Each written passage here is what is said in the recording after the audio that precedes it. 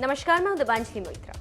अपनी तकनीक के लिए मशहूर रूस अपनी कई कहानियों के लिए भी जाना जाता है। रूस से जुड़ा एक रोचक किस्सा, रशियन स्लीप एक्सपेरिमेंट की पूरी कहानी हमने आपको बताई थी। लेकिन रूस में एक कहानी खुफिया शहरों की भी, जिन्हें रूस ने छुपा कर रखा है, या यूं कहें कि जिन शहरों को रूस ने अपने नक्शे से ही हटा कर रखा हुआ था।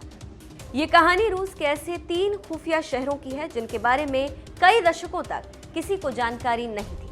इतना ही नहीं, रूस ने इन तीनों शहरों के पिन कोड नंबर भी हटा दिए। आज हम आपको रूस की उस कहानी से रूबरू कराएंगे जिसके बारे में कई दशकों तक दुनिया का कोई इंसान नहीं जान पाया। आखिर कौन से थे ये 3 शहर और क्या थी इसके पीछे की वजह? आइए हमारे साथ इस रोचक कहानी के सफर पर। इन शहरों को नक्शे से क्यों हटाया गया? आपको बता दें कि रूस के इन तीनों शहरों के नाम हैं सरोव, इलेक्ट्रोस्टल और देस्नोगॉर्स्क।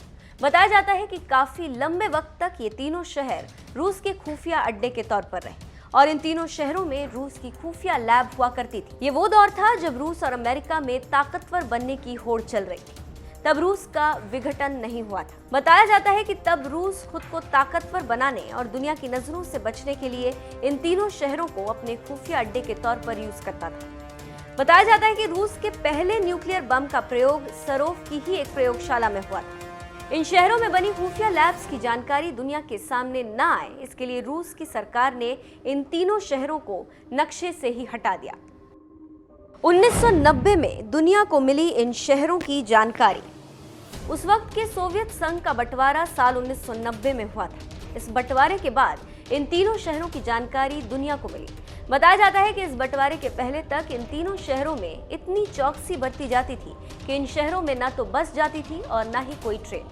बताया जाता है कि तब रूस के खास लोग ही इन तीनों शहरों में जा सकते थे। रूस के परमाणु हथियारों पर काम कर रहे वैज्ञानिक, उनका परिवारों के साथ साथ रूस में बड़े ओहदों पर बैठे लोगों को ही इन खुफिया शहरों में जाने की इजाजत होती थी। आज कैसी है इन शहरों की हालत?